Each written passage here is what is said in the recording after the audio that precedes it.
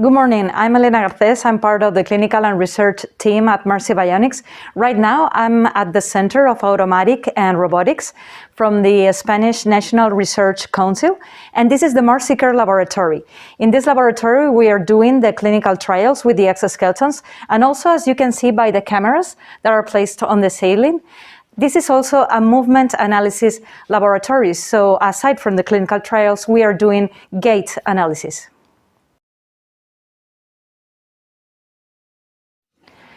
Now I would like to show you the structure of the exoskeleton itself. It consists of a thorax and two legs. The legs contains 4 motors in each leg. So we have 3 motors in the sagittal plane that allows the hip, the knee, and the ankle to do flexion and extension. And we have another motor here in the hip that allows the hip to do abduction. So this is important for children to place the hip in a more congruent position to achieve a better gait pattern. The exoskeleton is completely adaptable to any patient body measurement. To achieve this adjustment, the device has 2 leg segments, from hip to the knee and to the knee to the ankle. That contains a rule with centimeters marked. To adjust each segment, we must place the measurement took directly from the patient in this circle by using this very easy system, moving the segment, placing the centimeters in this circle, and closing the segment again. The shoes are also interchangeable to adapt to any size. So what we're going to do is to press these little pins, take it out and remove the shoe and place the other size of the shoe. And also let's say that the shoe is adapted in height related to the ankle. These shoes are ergonomic. They are very comfortable, and they can be used with the children's DAFOs or children's orthoses. We can also place insoles or, for example, a heel wedge. In the back of the exoskeleton, we can also find some adjustments. So, for example, we have this head adjustment of ergonomy. Let's say that the exoskeleton can be used with a head pod. So we place here a special piece of the exoskeleton, and we can place a head pod for those children that doesn't have head control. We can also move this and these bars, so we can adapt to the thorax of the children. And also we are adjusting always the measurement of the hip. So for that, the system is the same system as we have seen with the legs. We will measure the hip distance in centimeters and place it here. It's very easy to move this bar and to place the centimeters that are the same as we have measured in the child. The exoskeleton has also this frame in the back. The main objective of the frame is to support the weight of the exoskeleton and give full stability to the exoskeleton. This is really important because in this case, with this exoskeleton, there is no need for the therapist to be behind the exoskeleton supporting the weight of the device, and that allows the therapist to be in front of the child, focusing on the therapy, instead of being behind of the exoskeleton, focusing on supporting the weight of the exoskeleton. Also, we have this horizontal bar that raises upon this other bar. So when the exoskeleton stands up, this horizontal bars goes up, and then we will place these frame locks. And for example, in the case that we have a child that is not used to do a lot of support in their feet, we can raise the exoskeleton a little bit more and fix the locks. So the support is going to be done by the exoskeleton and not by the children. Y luego encima las pones y le estás respetando. Sembraba 30, ¿no? Sembraba 30, ¿no? Right now, Carlos, the physiotherapist, is doing the patient transfer to the exoskeleton. And as you can see, it's a very simple transference. The physiotherapist directly placed the child on a seated position inside the exoskeleton. Victor is going to join us for this session. He's a 7-year-old boy. He's been using the exoskeleton for a clinical trial we are performing in order to see efficacy. He loves to use the exoskeleton and to perform sports and games with it. He does hockey in wheelchair, and he's also taking medication, and even though he has scoliosis and uses a corset, we use the exoskeleton without it in order to increase his strong control during the therapy. So now Carlos is doing the don-on of the child in the exoskeleton. At the beginning, it's really important to place the child's hips inside the exoskeleton in a good position. The first strap he's placing are the abdominal ones to give an adequate support of the abdominal area. Also, the inguinal braces are placing. And then he's going to place the feet on the shoes and also start to put the shank braces and the tight braces. As you can see, it's very easy to do the don-on, and it only takes like 5 minutes to do it. It's really important to place the child in a very good position and also to be aware of the alignment. Once the don-on is done, what we are doing is to press the start button of the exoskeleton here, and then we will go to the app that it's inside of this tablet. So first step is to make connection, because the exoskeleton has a Wi-Fi that it needs to be connected to the app. So connection is activated, and now I will go to the Atlas connection app. And here in this screen, we are doing connection, like this. So we can see the state of the exoskeleton, which is a correct function. And now we are going to the configure screen.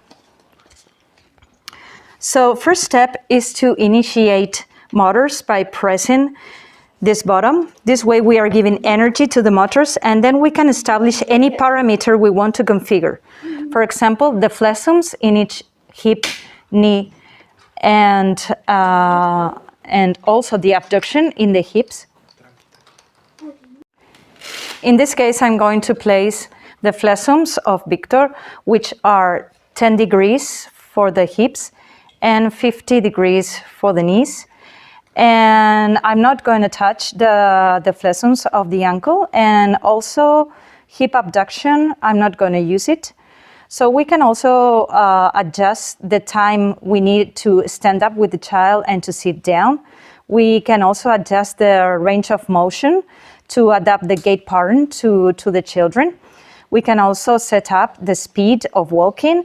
We can say to the exoskeleton to walk forward or backwards here. And we can change the mode of action of the exoskeleton, because the exoskeleton has 2 modes of action. One active and one automatic. In the automatic one, the exoskeleton gives the fully assistance to the gait to the patient. It's really important for children with neuromuscular diseases that has like a weakness in the lower limb. And for children that has more strength, we can use also the active mode that I'm going to explain to you later. 2 important braces in the exoskeleton are the tight and shank braces, like this one. This is a shank brace, and as you can see, it's an ergonomic system to adapt to the child, and also the objective is to support the body weight of the patient in the exoskeleton in a very comfortable way. And we can adjust these shank braces in depth and also laterally to move the leg in this plane in case we need it. So right now, Carlos is going to place the shank brace. He's now adjusting the depth. Now he's taking the straps and putting the straps. And in this case, there's no need to modify the lateral plane of the shank braces, but in case we need it, we can do it.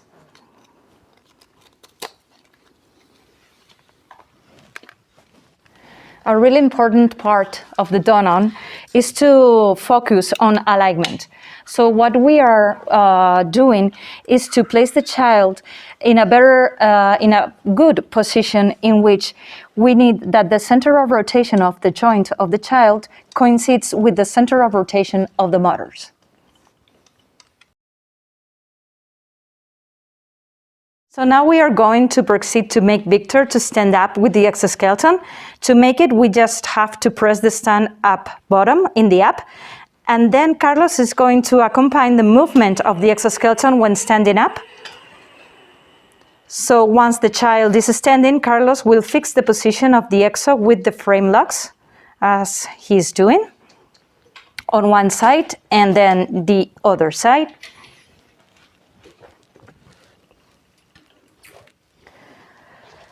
And now Carlos is going to check alignment and position again to make sure it's still good. In this point, we can ask the patient how is feeling in case we need to help him to feel more comfortable.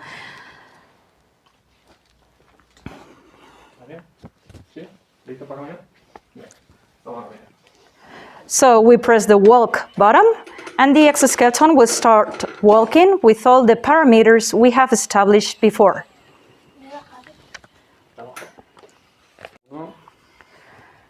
As you can see, the child is walking with the exoskeleton forward in the automatic mode that, as I mentioned before, means that the exoskeleton is doing the fully assistance of the child while walking. And as you can see, it's a very functional walking, and it has all the parameters that we have established before in the tablet. The child is feeling comfortable, and he's making one step to another, going forward.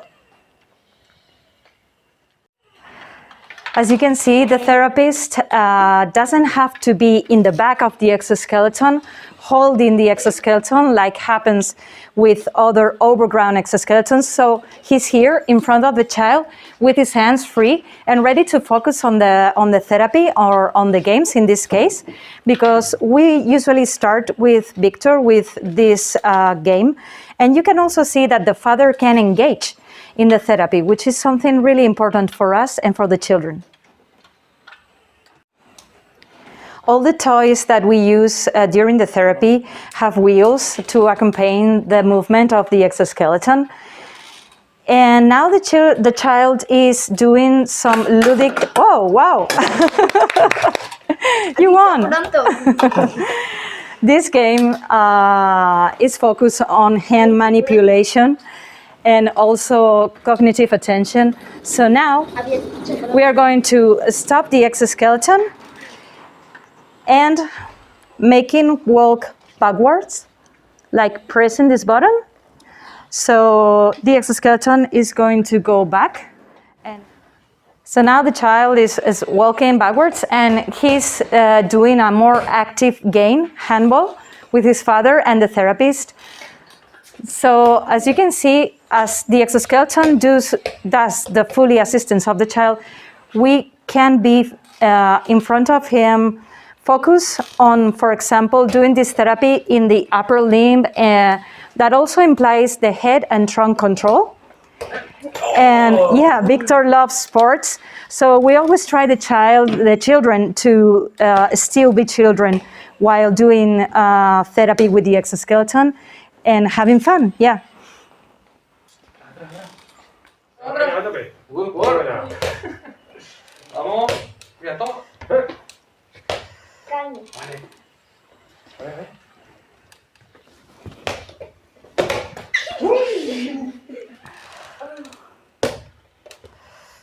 Enseña a Helen cómo la botas. Muy bien. 6 veces. Una. Oh. No, más bien 7. Ah, verdad que 7. El récord es 7. Sí. Una. 2. 3. 4. 5, 6, 7. Come on. 8. 9, 10. Uy.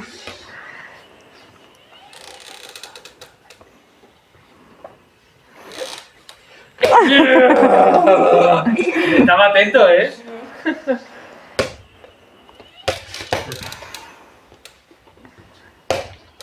Buena, estoy solo. Estoy desmarcado. We always try to engage children in sports or activities they liked. So as you can see, the motivation is high. And if the motivation is high, repetitions are going to be more effective. And also, we also try to implement challenges in the activities. So.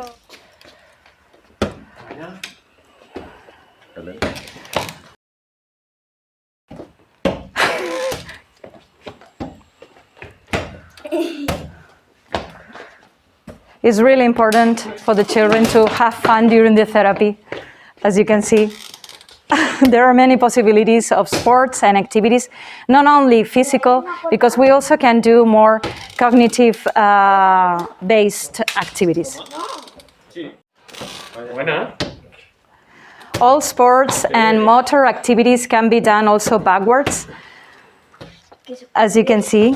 So when the child is going backwards, the movements of the legs are different. So the child is going to move different muscle groups.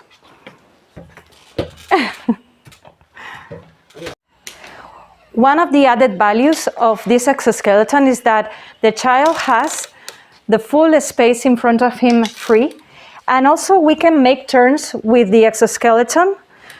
The exoskeleton doesn't turn itself, but by pressing some locks in the wheels, we can make the exoskeleton fully make a turn. So this means that the child is going to be able to completely explore the space and also do this kind of activities like daily living activities, or go walking with the exoskeleton, reaching some objects that are really interesting and that are also increasing the children psychological dimension. Now we are going to use the exoskeleton with the other mode of action that it has, I mean the active mode. For that, I will go to the configure screen and press stop and choose the active mode, this one, and then configure the force threshold in hip left or right and in the knees left or right. In this case, I'm going to place level number 1, and then I'm going to press walk. So what it happens is this. The exoskeleton makes a normal step, and then the exoskeleton is going to stop in this part of the cycle of the gait pattern, and the child needs to overcome the force that I put on the threshold to make the step.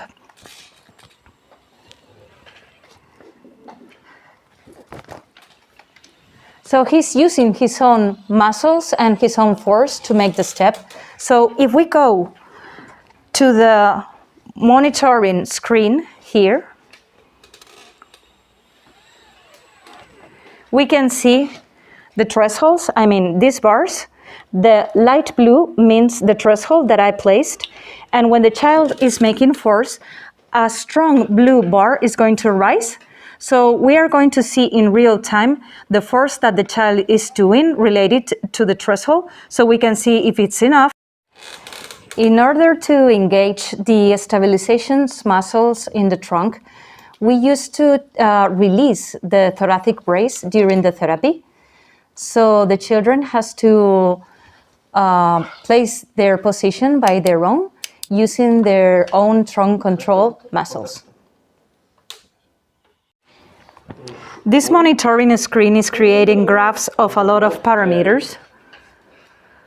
For example, the force on the knee, left and right. So the therapist can have this real-time feedback of what is going on and how the child is doing while using the exoskeleton.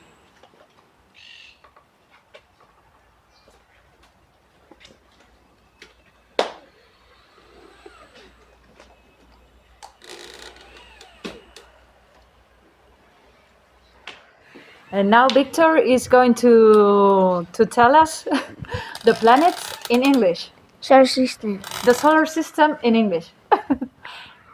Sun, Mercury, Venus, Earth, Mars, Júpiter, Uranus, universe,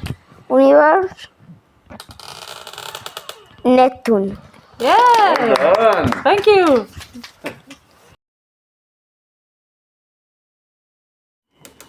And now we are going to sit down Victor with the exoskeleton.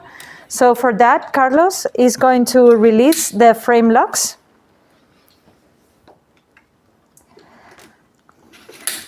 And then he's going to press the bottom of sitting down and accompanying the movement of the exoskeleton while assist the movement of sitting down of Victor.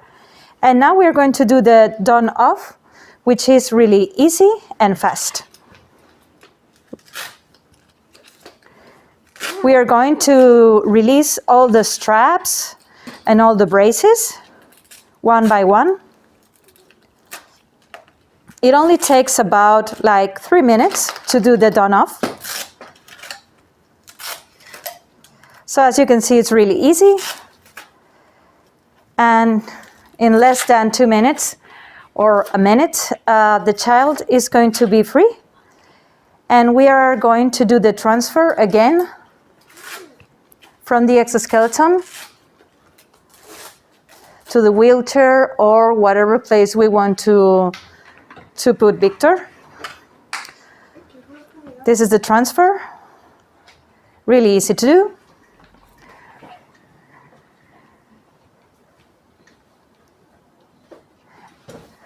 So that's it. Thank you very much for your time. I hope you enjoyed the video. And if you have any question, we can answer your questions before this video. Thank you very much. Goodbye.